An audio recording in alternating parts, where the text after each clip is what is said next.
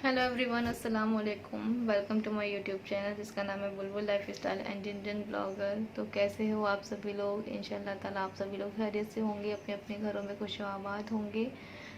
और बस अल्लाह ताला से दुआ मैं यही करती हूँ कि अल्लाह ताला आपकी सारी तमन्नाओं को पूरा करे। और जो घर से बाहर गए हैं, जो घर से दूर हैं अपने, अल्लाह ताला उनको मिलवा दे। आमीन सुम आमीन। और कल से मेरा मूड बहुत ज़्यादा ख़राब है। आप लोगों से बात करने का भी मन नहीं हो रहा था मेरा, लेकिन आप लोगों को वीडियो भी देनी थी और आप लोगों से मुझे बात करना ज़रूरी भी था। लेकिन मूड ख़राब होने की वजह से मेरा मन नहीं हो रहा था।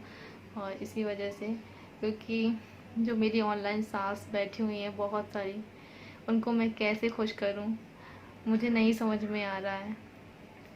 क्योंकि ना तो उन्होंने मुझे मायके में छोड़ा है और ना ही मुझे ससुराल में आके छोड़ा है। और ससुराल आते ही मुझे ये सारे ताने सुनने को मिल रहे हैं कि तुम अपने घर पे ही रहती, तुम क्यों आ गई, और तुम्हें शर्म नहीं आ रही है, तुम मेहंदी लगा रही हो। क्योंकि इससे पहले मैंने जो वीडियो डाला था अपना ईद की तैयारी का, तो उसमें कुछ कमेंट आ रहे थे।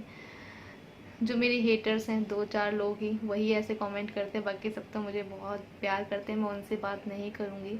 जो मेरे हेटर्स हैं मैं सिर्फ उनको जवाब देना चाहूँगी, क्योंकि उन्होंने ही कुछ ऐसे कमेंट किए और मुझे समझ में नहीं आता कि लोग कहाँ से आते हैं, कैसे खुश होंगे। मैं उनके लिए कुछ भी करूँ लेकिन वो खुश नहीं हो सकते हैं और ना ही वो कभी होंगे भी, है ना। तो एक कमेंट तो ये आ रहा था कि जब मैंने एक वीडियो डाला था ईद की तैयारी वाला कि हम लोग किस तरीके से ईद की तैयारी करते हैं, तो उसमें मैंने लवली बाजी की मेहंदी लगाई थी हाथों में उनके। और उसमें ही कुछ लोगों ने कमेंट किए कि आपको शर्म नहीं आ रही है, आपको मेहंदी नहीं लगाना चाहिए इस टाइम पे। तो डियर, मैंने मेहंदी नहीं लगाई थी, वो मैंने सिर्फ लवली बाजी की मेहंदी लगाई थी। और एक और कमेंट ऐसा था कि उसको देखकर तो मुझे एक गुस्सा भी आ रहा था और एक हंसी भी आ रही थी कि ऐसे लोग आते कहाँ से हैं, कि ऐसी मेंटलिटी लेकर के कहाँ से आते हैं लोग, इनके दिमाग कैसा चलाते हैं ये लोग। जिसने बोला था कि ना तो आप किसी के मेहंदी लगा सकती हो ना ही आप लगवा सकती हो, तो ये कौन सी बात हुई भला कि हम किसी के मेहंदी लगा भी नहीं सकते हैं। ये तो कोई बात नहीं हुई। और ना ही मैंने कभी ऐसा सुना है कि हम किसी की मेहंदी नहीं लगा सकते हैं। तो आप ही बताएं कि ये कैसे सोच वाले इंसान होंगे कि जो ऐसे कमेंट कर रहे हैं। और रही बात मेरी, तो देख सकते हो आप लोग मैंने क्या मेहंदी लगाई है ना मेरे हाथों में। हाँ, सिर्फ ये मेहंदी मैंने लगाई है क्योंकि कौन रखी हुई थी ना, तो थोड़ी सी बच गई थी। तो वो क्या है ना, वेस्ट जाती है ऐसे ही। तो लवली बाजी ने बोला कि थोड़ी सी बच रही है कि तू लगा ले इसको अपने हाथ में, क्योंकि बहुत रात हो गई तो मेरा मन भी नहीं था लगाने के लिए। तो फिर बोलने लगी थी वो, और उसी टाइम पे नानी और मम्मी भी बैठी हुई थी। तो उन्होंने तो मुझसे कुछ भी नहीं कहा कि नहीं बुलबुल अभी तुम मेहंदी नहीं लगा सकती हो या ऐसा कुछ भी। उन्होंने मुझसे कुछ भी नहीं बोला। और एक बात ये भी है कि जब तक हमारे घर के बड़े नहीं बताएंगे हमें क्या करना चाहिए और क्या नहीं करना चाहिए और क्या सही है, तो तब तक हमें कैसे पता चलेगा कि हम सही कर रहे हैं या गलत कर रहे हैं। क्योंकि देखो, कोई चीज़, हम अगर छोटा बच्चा भी होता है कुछ गलत कर रहा होता है तो हम बड़े उनको टोकते हैं कि नहीं ये चीज़ नहीं करनी चाहिए, ये गंदी बात होती है, ये गलत बात होती है। और एक और कमेंट आया था कि उसमें उन्होंने बोला था कि आपको शर्म नहीं आ रही, आप इस टाइम पे मेकअप कर रही हो। तो मेरे पास ईद से पहले ही बहुत सारे कमेंट आ रहे थे कि अभी आप ईद मेकअप लुक क्रिएट करके दिखाओ कि आप किस तरीके से तैयार होती हो या क्या करती हो। तो उसी की वजह से मैंने एक छोटा सा मेकअप ट्यूटोरियल बनाया था। और वो भी मैंने सिर्फ 15 मिनट के लिए मेकअप कंप्लीट किया और बस तुरंत उसको रिमूव कर दिया। मेकअप ज़्यादा देर के लिए मैंने नहीं रखा था और सिर्फ आप लोगों को वीडियो देनी थी मुझे, इसलिए मैंने मेकअप क्रिएट किया था, मेकअप लुक। वरना मैं नहीं करती, क्योंकि वैसे भी मुझे इतना ज़्यादा शौक़ नहीं है और मुझे आता भी नहीं है, सच बात बताऊँ तो। और आप लोगों की रिक्वेस्ट थी इसीलिए मैंने वो मेकअप लुक क्रिएट किया था, वरना और कोई बात नहीं है। और बस मेकअप करने के बाद में ही तुरंत मैंने उसको रिमूव भी कर दिया था। ये बात, मेकअप रिमूव करने वाली बात, मैंने आप लोगों को वीडियो में भी बताई थी कि मैं इसको मेकअप करने के बाद मैं तुरंत रिमूव कर दूँगी, लेकिन फिर भी ऐसे कमेंट। तो एक कमेंट था निशा नाज जी का, इन्होंने बोला अस्सलाम वालेकुम। तो वालेकुम अस्सलाम। कमेंट किया है, ससुराल आते ही चेहरा उतर गया सारा, मायके में तो कैसे फुदक रही थी। तो क्या आप अपने मायके नहीं जाती हो क्या? और आप जब भी अगर जाती होगी तो क्या ऐसे ही मुंह लटका के बैठी रहती हो अपने मायके में जाके? कोई मस्ती मजाक नहीं करती हो कि अपने मायके वालों के साथ में, अपने सिस्टर के साथ में, अपने भाइयों के साथ में? या फिर क्या आपको आपके मायके वाले बुलाते ही नहीं होंगे, है ना? इसलिए आपको पता नहीं है कि मायके की खुशी क्या होती है। तो एक और कमेंट था मुमताज़ खान, इन्होंने बोला था चलो अपने घर तो आई और अब भी मामा पापा की याद आ रही है इतना रहने के बाद भी। तो शायद आप तो अपने मायके जाती ही नहीं होगी, है ना? और मैं आपको अपना बताऊं तो हम जितना रहते हैं ना मायके की, हमें उतनी ही ज़्यादा याद आती है जब वहाँ से आते हैं तब। और शायद आपका ऐसा होता होगा कि आप वहाँ रहीं और आपका मतलब निकल गया हो, बस आ गई, आपका कोई इमोशंस या कोई फीलिंग्स ही नहीं होगी आपके अंदर, तो आप ये बात को समझ सकते हैं शायद। अगर जब आपके अंदर कोई फीलिंग होती है अपने परिवार को लेकर के तो आप इस बात को बहुत अच्छे से समझ सकती थी, लेकिन अभी आप नहीं समझोगी। एक कमेंट था अफसाना अली, अब बुलबुल जी आपके यूट्यूब वाली सास, ऐसे बोल सकते हैं तो बहुत सारी सासें हैं, आपको ससुराल में देख के बहुत खुश हो गई होंगी। तो ये ऐसी सास कभी खुश नहीं हो सकती हैं, इनके लिए चाहे जितना कुछ भी करो ये कभी खुश हो ही नहीं सकती हैं, और इनको दूसरों की खुशी बर्दाश्त नहीं होती है। ये ऐसी सास होंगी अपने घर में जिन्हें बहुओं को बहुत ही दबा करके रखती होंगी अपने से,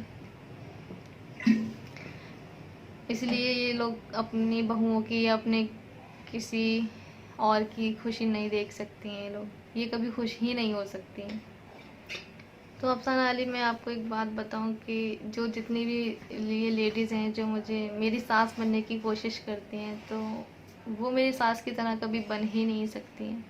क्योंकि एक कितनी बड़ी बात मैं कहना चाहूँगी कि मेरी सास और मेरा रिश्ता उनके साथ में एक माँ बेटी का था, क्योंकि वो इतनी अच्छी थी, इतनी नेक थी, उनका जैसा तो कभी कोई बन ही नहीं सकता है। अल्लाह ताला उनको जन्नत फिरदौस में अला से अला मुकाम फरमाए, आमीन तुम आमीन। बहुत नेक थी वो। तो आप कोशिश भी ना करें मेरी सास का दर्जा लेने की, है ना? और एक कौसर अंजुम जी हैं, इन्होंने बोला है कि वो मेरे मायके को बहुत ज़्यादा मिस करेंगी और बोल रही हैं कि अभी आपका मन नहीं लग रहा होगा घर में, थोड़े दिन में मन लग जाएगा। तो हाँ, मन तो खैर लग ही जाएगा, थोड़ी दिन याद आती है, फिर उसके बाद में सब नॉर्मल हो जाता है। और वैसे भी मैं कोशिश करती हूँ कि ज़्यादा से ज़्यादा अपना समय जो है ना अपने काम में व्यस्त रहूँ मैं, जिससे कि याद नहीं आए, और जब भी याद आती है तो फिर मैं बात कर लेती हूँ मम्मी से, लवली बाजी से, सबसे। अभी थोड़े दिन तो होता है, जब इतने दिन रह के आए हैं तो एकदम अचानक से, क्योंकि वहाँ पे बहुत सारे लोग थे और इसीलिए वहाँ पे मतलब बहुत ज़्यादा अच्छा भी लग रहा था सबके साथ में। वैसे तो हम लोग क्या है ना अकेले ही रहते हैं वहाँ पे, मम्मी भाई और पापा, बस 3 लोग रहते हैं। और अभी इतने सारे लोग थे, नानी भी थी, मामू भी थे, बड़े भाई भी थे, लवली बाजी भी थी, सभी लोग थे, तो अच्छा लग रहा था वहाँ पे। लेकिन कोई नहीं, तो चलिए छोड़ते हैं ये सारी बातें, क्योंकि और बातें देखेंगे तो और ज़्यादा बुरा लगेगा, टेंशन हो जाएगी, सर दर्द होने लगेगा फिर मुझे, तो इसलिए ये सारी बातें यहीं ख़त्म करते हैं। और अब अच्छे अच्छे कमेंट ले लेते हैं। तो ये है मोनिस अली, इन्होंने बोला है कि आपने जो जो मेकअप प्रोडक्ट यूज़ करे हैं उन सभी के लिंक मुझे डिस्क्रिप्शन बॉक्स में दें, तो डियर मैं आपको दे दूँगी। और फाउंडेशन कौन सा लगाते हैं तो वो भी मैं आपको बता दूँगी कि मैं लैक्मी का फाउंडेशन लगाती हूँ, और मेरे पास में सिर्फ एक ही है, क्योंकि मैं ज़्यादा मेकअप करती नहीं हूँ, मेरे पास ज़्यादा मेकअप प्रोडक्ट है भी नहीं, तो जितना मेरे पास है मैं उनसे ही मेकअप करती हूँ अपना। और ये साइमा तारिक ने भी बोला है कि फाउंडेशन कौन सा यूज़ करती हूँ, तो वो भी मैं लैक्मी का ही यूज़ करती हूँ। और वो मेरा काफ़ी टाइम पहले का फाउंडेशन है, वो मेरी शादी का फाउंडेशन है, उसी को मैं यूज़ करती हूँ, तो मुझे अच्छा लगता है वो।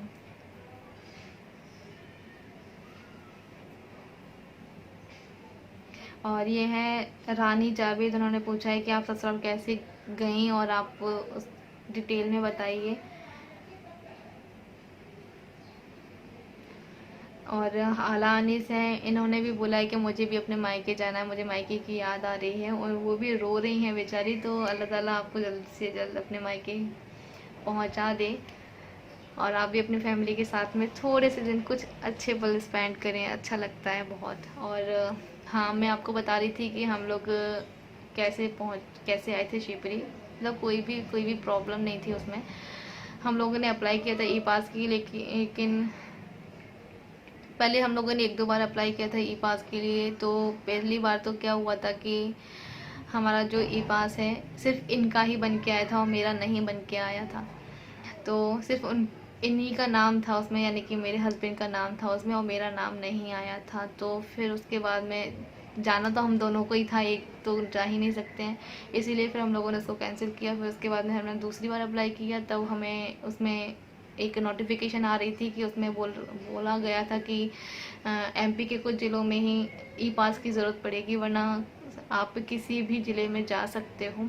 तो उसमें कुछ ऐसे 4-5 ज़िले बताए थे, जैसे कि भोपाल, इंदौर, ये ज़िले बताए थे जिसमें ही ई पास की ज़रूरत थी, वरना किसी भी ज़िले में हम जा सकते हैं। क्योंकि हमारा मुरैना ग्रीन जोन में है और ग्वालियर भी ग्रीन जोन में है और शिवपुरी भी ग्रीन जोन में, तो हमें कोई भी दिक्कत नहीं आई थी कि पूरे रास्ते। और डिपेंड आपके ऊपर करता है कि आपको किस ज़िले में जाना है, किस सिटी में जाना है, तो आप उस तरीके से देख लेना। और दिक्कत सबसे बड़ी मुझे ये आई थी कि इसलिए मैं नहीं आ पा रही थी यहाँ पे, क्योंकि पहले तो ई पास अलाउड हो रहे थे और सबसे बड़ी दिक्कत तो मुझे ये आ रही थी कि हमें जाना है अपने घर और हमारे पास कोई कार नहीं है, कोई साधन नहीं है, ट्रेन वगैरह चल नहीं रही, तो हम कैसे जाएंगे अपने घर, ठीक है ना। तो उस टाइम पे हम लोग बहुत ज़्यादा कोशिश कर रहे थे कि हमें कोई गाड़ी कर लें हम लोग रेंट से। तो उसमें भी ड्राइवर लोग मना कर रहे थे कि नहीं, हम नहीं जाएंगे, हम नहीं जाएंगे। और पैसे भी इतने ज़्यादा मांग रहे थे जो मैं अफोर्ड नहीं कर सकती थी। 8,000, 9,000, 10,000 ऐसे पैसे मांग रहे थे और वो भी बोल रहे थे कि हम रात में ही जाएंगे और रात में ही वहाँ से लौट के आएंगे। तो मुझे ये ठीक नहीं लग रहा था, तो इसी वजह से मैंने थोड़ा सा और इंतज़ार किया। मैंने कि चलो अब नहीं तो अब चले जाएंगे। और 100 बात की एक बात तो ये है कि आप अगर ग्रीन जोन में है तो ग्रीन जोन से ग्रीन जोन में आप जा सकते हो, तो कोई भी आपको परेशानी नहीं आएगी। और सबसे बड़ी बात तो ये है कि आपके पास एक निजी वाहन होना चाहिए, तो आप उससे जा सकते हो। आप भी जाइए अपने अपने मायके, इंजॉय कीजिए अपनी फैमिली के साथ में। मैंने तो बहुत इंजॉय किया और बहुत सारी यादें भी अपने साथ में लेकर के आई हूँ, क्योंकि इस बार मैं बहुत मतलब इतने दिन रुक के आई हूँ। ये इससे पहले मैंने इतने दिन नहीं रुकी थी कभी, है ना। तो चलिए, बातें हुई ख़त्म, यहीं करते हैं, आपसे विदा लेते हैं। मिलते हैं फिर से अपने एक नए ब्लॉग के साथ में। तब तक के लिए अल्लाह हाफिज़, दुआ में याद रखना, बाय बाय।